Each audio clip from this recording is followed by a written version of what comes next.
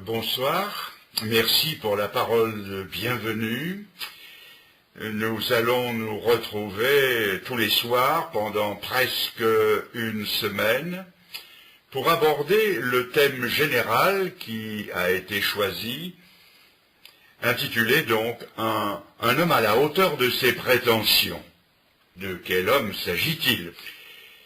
Jésus, dans une certaine occasion, lorsqu'il était en chemin avec ses disciples, leur a demandé, il leur a posé cette question, « Qui dit-on que je suis ?» Ou formulé autrement par une autre version, « Qui suis-je au dire des hommes ?»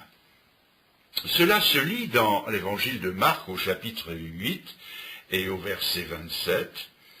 Et à la question, ses disciples répondirent que on disait de lui qu'il était Jean-Baptiste, les autres disaient qu'il était Élie, les autres qu'il était l'un des prophètes.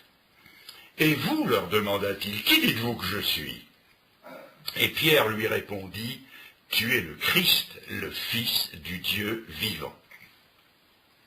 Voyez-vous, le Seigneur aimait entretenir ses amis du royaume de Dieu. Et pour leur faire comprendre ce royaume duquel il n'avait qu'une idée forte, imprécise et souvent erronée, il puisait à pleine main des illustrations dans la nature et dans les circonstances de la vie quotidienne. Tantôt il parle d'un laboureur ou d'un semeur, tantôt d'une scène de marché, tantôt d'un infime grain de moutarde. Ici, il se sert de l'opinion publique, du qu'en dira-t-on, du commérage. Il instruit ses disciples sur sa personne en leur posant une double question. La première est générale et impersonnelle. Qui dit-on que je suis ? La deuxième est précise et personnelle. Qui dites-vous que je suis ? Dans la première, il les interroge sur les autres. Dans la seconde, il les interroge sur eux-mêmes. On voit, d'après les différentes réponses, que les opinions variaient. Pour les uns, il était Jean-Baptiste. C'était en tout cas l'opinion d'Hérode qui l'avait fait décapiter. Sa tête avait même été apportée sur un plateau devant tous les convives. Et depuis ce jour, les ombres du remords peuplèrent les nuits d'Hérode. Sa conscience le poursuivait, et il se mit à voir le spectre de Jean-Baptiste partout. Et quand il entendit parler de quelqu'un qui annonçait le royaume de Dieu de façon puissante et par des miracles, il crut que Jean-Baptiste était ressuscité des morts. Ainsi Hérode, et d'autres avec lui, croyaient que Jésus était une sorte de réincarnation de Jean-Baptiste. D'autres croyaient que c'était Élie le prophète. La vie d'Élie avait été marquée par 7 grands miracles retentissants. Élie était l'homme hardi qui osait affronter le méchant roi Akab. C'était aussi l'homme qui échappait sans cesse à ses poursuivants. Et sur ces points-là, la vie du Christ présentait une certaine ressemblance avec celle d'Élie.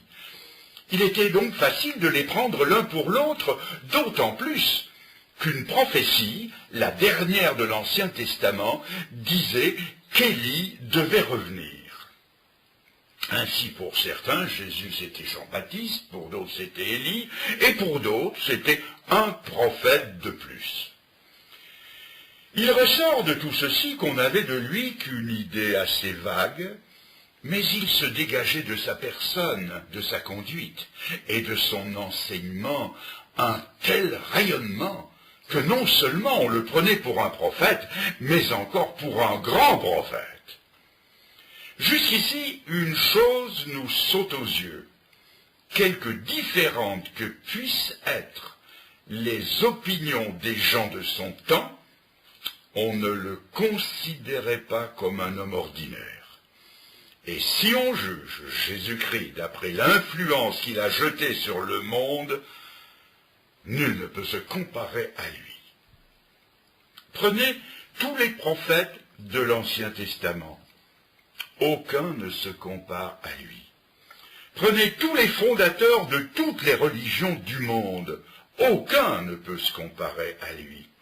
Prenez Mahomet, le fondateur de l'islam. Mettez sa vie et son œuvre à côté de la vie et de l'œuvre de Jésus-Christ. Que trouvons-nous chez l'un? La faillite devant ses propres lois, car il a, par exemple, dépassé le quota d'épouses qu'il avait lui-même fixé. Et Mahomet est ainsi bel et bien le premier violateur de ses propres lois.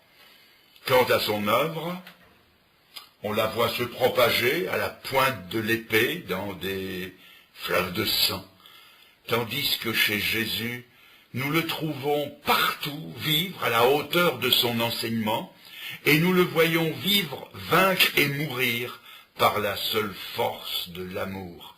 Le seul sang qu'il ait jamais répandu, c'était le sien.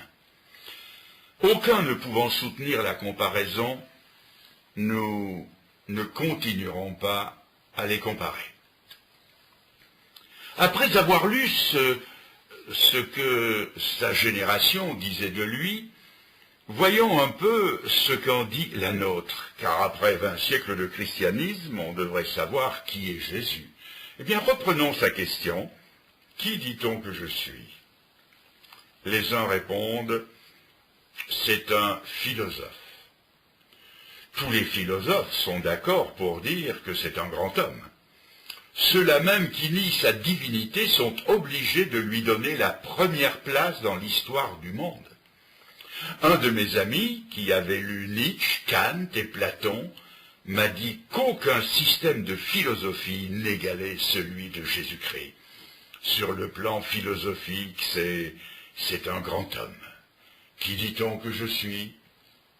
Un philosophe. Qui dit-on que je suis? Un idéaliste. Quelqu'un qui a suivi sans dévier l'idéal qu'il s'était tracé, le novateur d'un idéal plus élevé que celui de ses contemporains, quelqu'un qui a prêché un meilleur idéal par un meilleur exemple. Qui dit-on que je suis? Un philosophe. Qui dit-on que je suis? Un idéaliste. Qui dit-on que je suis? Un martyr. Un martyr victime de son franc-parler. Non seulement un homme qui a eu un idéal, mais qui a souffert pour son idéal, qui a risqué sa vie pour une bonne cause. Un peu comme Marie Curie, victime de la manipulation du radium, un peu comme tous les résistants de tous les temps qui ont laissé leur vie dans la lutte pour la liberté et contre l'oppression. Qui dit-on que je suis? Un philosophe, un idéaliste, un martyr. Qui dit-on que je suis? Un illuminé. Eh oui, c'est la version actuelle de ce qu'on disait de son temps. Il est fou, il a un démon. Ça se trouve dans l'évangile de Marc et l'évangile de Jean. C'est un mystique détraqué qui s'était proclamé Dieu et qui a été suivi par une poignée d'ignorants dont le fanatisme n'était dépassé que par la bêtise. Qui dit-on que je suis? Un philosophe, un idéaliste, un martyr, un illuminé. Qui dit-on que je suis? Un personnage historique. Quelqu'un qui a vécu il y a très longtemps. Une vieille histoire, quoi. Même si c'est une belle histoire, qu'on ne raconte plus guère qu'aux enfants et aux très vieilles personnes, que l'on garde comme un vieil album de famille qu'on sort aux grandes occasions, à Noël, à Pâques, à la Pentecôte, et encore, parce que ces jours-là, c'est congé. Qui dit-on que je suis? Un grand homme, Seigneur, mais tu n'es plus l'homme des évangiles. Car quand on entend ce qu'on dit de toi, on comprend mieux cette parole de l'Épître aux Hébreux. Considérez celui qui a enduré contre sa personne une telle contradiction. tous ces avis dont on le revêt, même les plus flatteurs, comme un philosophe, un idéaliste, un martyr, ce n'est en réalité que des dépouillements. Toutes ces opinions n'arrivent qu'à le rabaisser, et parfois même plus que ses détracteurs. Car quand on dit de lui qu'il est fou, qu'il a un démon, au moins là, on ne le croit pas. Si bien que la découverte de qui est vraiment Jésus doit nous tenir à cœur, même si elle doit être laborieuse. C'est ainsi que dans l'évangile de Jean, au chapitre 9, un aveugle né, guéri par Jésus-Christ, a fait la découverte du Fils de Dieu. Lorsqu'il a été guéri, on lui a posé des questions. Et la première fois, il répond l'homme qui s'appelle Jésus. L'homme qui s'appelle Jésus. Pour lui, Jésus, c'est un homme. À de nouvelles questions, il monte d'un cran dans son appréciation et il répond « c'est un prophète ». Un prophète. Une troisième fois, il rencontre le Seigneur, il ne l'a jamais vu, mais il reconnaît sa voix. Il l'entend qui lui demande « crois-tu au Fils de Dieu ?» Et il répond « qui est-il pour que j'y croie ?»« Je le suis, moi qui te parle, dit Jésus. » Alors, cet homme se prosterne et il dit « je crois, Seigneur ». Remarquez cette progression. Un homme, plus qu'un homme, un prophète, plus qu'un prophète, le Fils de Dieu. On retrouve le même scénario chez la femme samaritaine, au chapitre 4 de l'évangile de Jean. Elle aussi a fait la découverte de qui était Jésus. D'abord avec mépris. Elle pense, en le voyant arriver au puits de Sichar, où elle est venue puiser de l'eau, elle pense donc méprisante, encore un juif. Puis elle dit, Seigneur, je vois que tu es prophète. Et peu après, elle saluera en lui le Messie. Un homme, plus qu'un homme. Un prophète, plus qu'un prophète. Maintenant, il est le Fils de Dieu, le Messie promis, le Sauveur du monde. Et je me souviens des premières semaines qui ont suivi ma conversion, quand j'ai fait la découverte de Jésus-Christ. J'avais été sauvé de mes péchés, un peu comme cet aveugle dont je viens de parler, qui avait été sauvé de sa cécité, c'est-à-dire sans vraiment connaître l'auteur de son bonheur. Je m'étais repenti de mes péchés devant Dieu, je m'en étais détourné, je croyais que mon salut venait de Dieu seul, que lui seul pouvait me sauver, mais tout en ayant saisi par la foi l'offre du salut, il me restait à faire la connaissance et la découverte de Jésus-Christ. Oh, la souffrance secrète, parce que je ne connaissais pas le Fils de Dieu. Dieu avait fait de lui le sauveur du monde, et tout en voulant croire Dieu, je ne pouvais pas voir comment Jésus pouvait être mon sauveur à moi. Même s'il était plus grand que Pierre, ou plus grand que Jean, ou plus grand que les anges, il n'était encore à mes yeux qu'une créature, et comment une créature, forcément limitée, pouvait-elle me sauver? Seul le Dieu suprême, le maître de l'univers, détenait le pouvoir de me sauver. Pourquoi fallait-il encore croire en Jésus plutôt qu'en quelqu'un d'autre? Cela vous montre à quel point j'étais ignorant du Dieu en qui je croyais pourtant.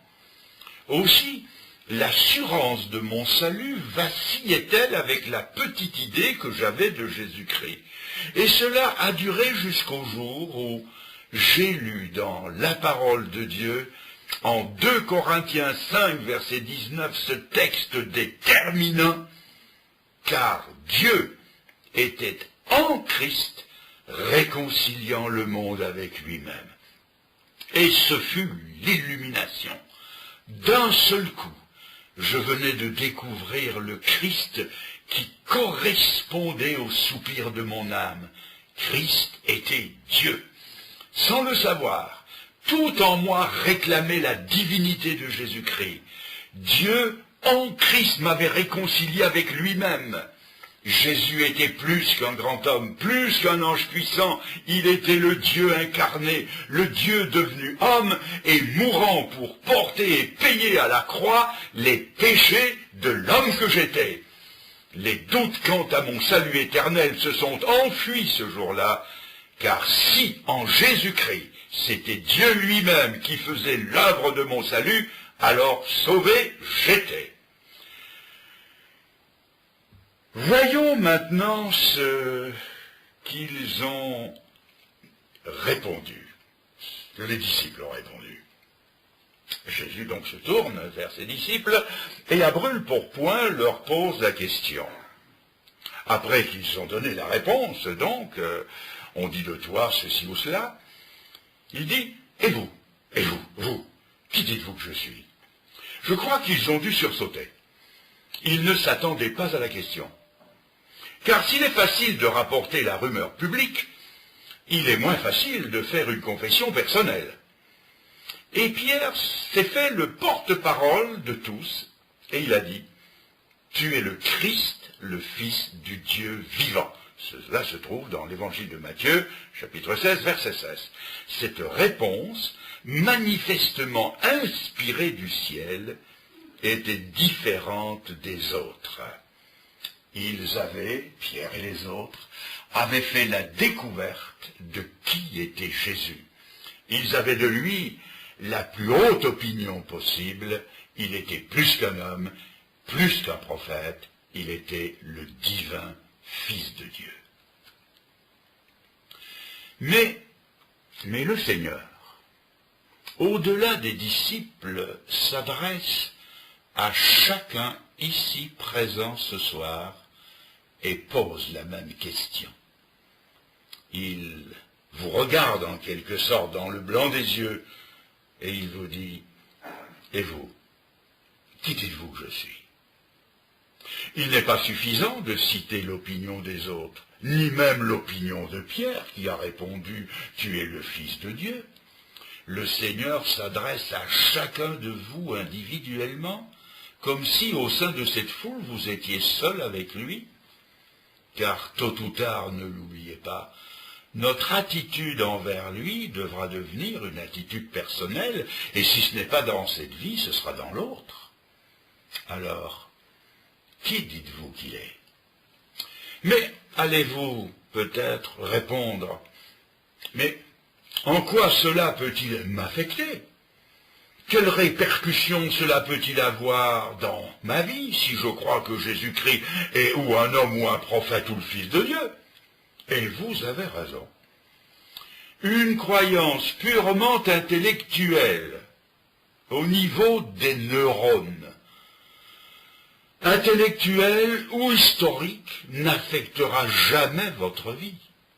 Vous pouvez avoir du Christ la plus haute conception qui soit, celle exprimée par Pierre. Cela ne changera rien à votre genre de vie. D'ailleurs, en notre siècle, presque tout le monde sait que le Christ est le Fils de Dieu, et cela ne change rien à l'état du monde. Tous ceux qui sont en prison ont presque tous été baptisés au nom du Père, du Fils et du Saint-Esprit, sans que leur vie soit marquée pour autant par ce prétendu opus operatum, qui ne leur a rien apporté sinon d'être mis au trou. Mais si c'est du cœur que vous croyez qu'il est le Fils de Dieu, cela marquera et influencera directement votre vie. On prétend que pour connaître quelqu'un, il suffit de connaître ce qu'il adore, parce que ce qu'il adore façonne sa vie. Prenez l'exemple des païens. Les païens sont des croyants.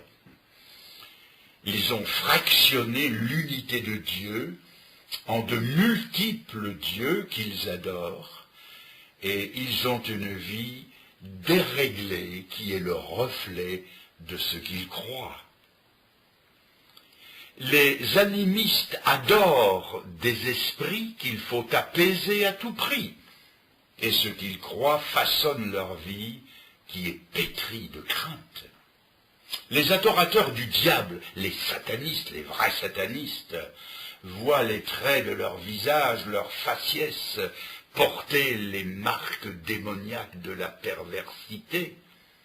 Et ceux qui n'adorent rien, qui ne croient en rien, ce qui est impossible, ils s'adorent eux-mêmes et en arrivent à la glorification de soi jusqu'à la démesure de l'orgueil et de l'égoïsme. Et pour rester dans l'actualité, ceux qui chez nous idolâtrent Johnny ou Madonna ou Terminator ont leur vie marquée par ce qu'ils appellent eux-mêmes leurs idoles, comme ceux de la génération passée qui idolâtraient James Dean, Brigitte Bardot ou Elvis Presley. Ceux qui, en leur temps, encensaient un certain Antoine ou les Beatles, se reconnaissaient du premier coup d'œil, et quelqu'un a dit d'eux, ils ont les cheveux longs et les idées courtes. Alors, comme aujourd'hui, leur vie, leur comportement, leur look, leur choix vestimentaire est à l'image de ceux en qui ils croient. Ils marchent, ils chantent, ils se coiffent, ils s'habillent et même se déshabillent, font des effets de croupe de leur modèle parce que leur cœur est engagé. Voyons maintenant ce qui se passe quand du cœur, dans le cœur, on croit en Jésus-Christ. La Bible nous donne au moins, beaucoup plus que ça, mais au moins 3 révélations du Seigneur. Il est présenté comme le Sauveur, 1, le Seigneur, 2, et le Bien-Aimé, 3. Premièrement, il est le Sauveur. C'est lui qui sauve, et quand on croit en lui, si c'est lui qui sauve, ce n'est plus nous. C'est lui. On ne s'appuie plus sur soi-même et sur ce qu'on a fait pour être sauvé. Le salut tout entier dépend de lui et de ce qu'il a fait dans sa vie, dans sa mort, dans sa croix et dans sa résurrection. C'est-à-dire que dès qu'on croit du cœur que Jésus-Christ est le Sauveur, toutes les prétentions à la propre justice tombent. C'est le début d'une réelle humilité qui s'installe en eux. Deuxièmement, il devient le Seigneur. Il devient notre maître et nous sa chose. C'est lui qui décide, lui le Seigneur. C'est lui qui choisit s'il est le Seigneur. C'est lui qui fait les plans. On ne pense plus que ma volonté soit faite, mais on prie que ta volonté soit faite. Que ce soit pour l'achat, eh oui, l'achat d'une cravate, ou d'une robe, d'un complet, d'une voiture, ou que ce soit pour le choix d'une carrière professionnelle ou d'une amitié. Mais oui, amis, mais oui, j'ai bien dit, jusqu'au choix d'une cravate, c'est bien ce que j'ai dit. Maintenant que j'appartiens au Seigneur, jamais je ne m'achèterai une cravate à l'américaine, ornée d'une pin-up généreusement dégarnie. Et non seulement la cravate, mais ma langue ne se permettra plus des obscénités. Quand j'achète un complet, je me laisse conduire intérieurement par ce qui honorera le mieux celui qui est devenu mon Sauveur et mon Seigneur, et que d'une certaine façon je représente. Oui, vraiment, Jésus, sans que j'entende des voix qui me donnent des conseils, il me parle. C'est vrai pour vous aussi, mesdames. Quand vous aurez besoin d'une robe, vous pouvez vous inspirer du défilé de mode de Lagerfeld ou de Nina Ricci. Quand vous ferez votre choix devant la vitrine de l'innovation ou de la Samaritaine, peut-être serez-vous attiré par la vitrine qui porte un de ces mannequins. Demandez conseil au Seigneur, et je suis sûr qu'il vous donnera son avis. Vous entendrez au fond de vous-même, de votre conscience, sa douce voix qui vous dira « Mais ma petite fille, cette robe qui a l'air de te plaire, elle est taillée dans si peu de tissu. Et si elle se rétrécit encore au lavage, mais tu ne serais pas bien habillé, mais tout juste bien déshabillé. Voyons, regarde dans la vitrine à côté, regarde de l'autre côté, regarde sa classe et sa décence, c'est celle-là qui t'ira le mieux. Voyez-vous, le Seigneur a créé la femme, et il sait mieux que quiconque ce qui ne fera pas d'elle un objet de convoitise. Il est meilleur couturier qu'Yves Saint-Laurent ou Coco Chanel. C'est vrai, mais c'est vrai pour l'achat d'une voiture comme pour le choix d'un ami ou d'un conjoint. Le Seigneur peut être consulté, et c'est alors que se réalise ce qui est écrit. C'est la bénédiction de l'Éternel qui enrichit, et il n'y ajoute aucune peine. Je reprends. Premièrement, quand on croit en lui de tout son cœur, il est le Sauveur. Deuxièmement, il devient le Seigneur. Et troisièmement, il devient le bien-aimé de nos âmes, tel que la Bible nous le présente dans le Cantique des Cantiques. Écoutez, « Mon bien-aimé est à moi, et je suis à lui. Comme un pommier au milieu des arbres de la forêt, tel est mon bien-aimé. J'ai désiré m'asseoir à son ombre, et son fruit est doux à mon palais. La bannière qu'il déploie sur moi, c'est l'amour. Soutenez-moi, car je suis malade d'amour. C'est lui qui aura la première place dans toutes nos affections. Plus personne ne viendra alors y supplanter la place qu'il doit occuper, comme c'est écrit dans l'Épître aux Colossiens, chapitre 1, verset 18, afin d'être en tout le premier. Je peux vous assurer que lorsque de tout son cœur on croit en Christ comme Sauveur, Seigneur et bien-aimé, la vie change et se façonne à la ressemblance de Jésus-Christ. Mais je crois qu'en notre siècle, la question qu'il faut poser n'est plus tellement « Qui dites-vous que je suis ?» Tous ceux qui m'écoutent ce soir, ou qui écouteront l'enregistrement de ce message, mais tous savent que le Seigneur est le Sauveur et le Fils de Dieu. Si Jésus-Christ était ici à ma place sur cette estrade et devant ce micro, je crois qu'il poserait sa question un peu différemment. Il dirait, « Vous dites que je suis le Christ. Vous dites que je suis le Sauveur. Vous dites que je suis le Fils de Dieu. Mais comment le dites-vous? De la tête ou du cœur? La Bible dit dans l'Épître aux Romains, chapitre 10 et verset 9, « Si tu crois dans... » Oui, si tu crois dans... mais dans ton cœur, et que tu le témoignes de ta bouche, tu seras sauvé. Tous, vous croyez au moins de la tête. Ce que Dieu veut pour vous, pour que vous soyez sauvés, c'est que cette croyance descende 35 centimètres plus bas, c'est-à-dire dans le cœur. Et cela peut se passer ce soir. Vous pouvez rentrer chez vous en route pour le ciel et avec la paix du ciel dans votre cœur.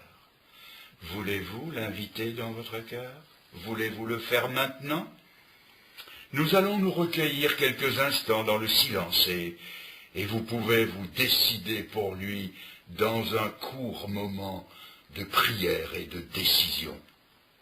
Si cela peut vous aider, les quelques mots, les quelques phrases que je vais dire lentement, vous pouvez silencieusement les lui dire comme si elles étaient les vôtres. Alors nous nous inclinons. Et vous lui dites, de tout votre cœur, vous le répétez intérieurement, dites-lui, Seigneur, Seigneur, jusqu'à aujourd'hui, tu n'as été ni mon sauveur, ni mon Seigneur, et encore moins le bien-aimé de mon âme. Dites-le lui. Je te demande pardon pour cette longue indifférence. Dites-le lui, oui. Pardonne-moi ce péché d'indifférence et tous les autres. Dites-lui encore, dites-lui, Seigneur, je veux commencer à te ressembler dès aujourd'hui. Et je te laisse entrer dans mon cœur, je te laisse entrer dans mon cœur pour venir y faire cette œuvre de transformation. Je crois, Seigneur, que tu es le Sauveur. Je crois maintenant que tu es mon Seigneur. Je crois que tu es le bien-aimé. Ô Seigneur, deviens mon bien-aimé à moi. Seigneur, dites-lui, Seigneur, sans réserve et sans retour, je me donne à toi ce soir. Merci, Seigneur. Merci. Amen.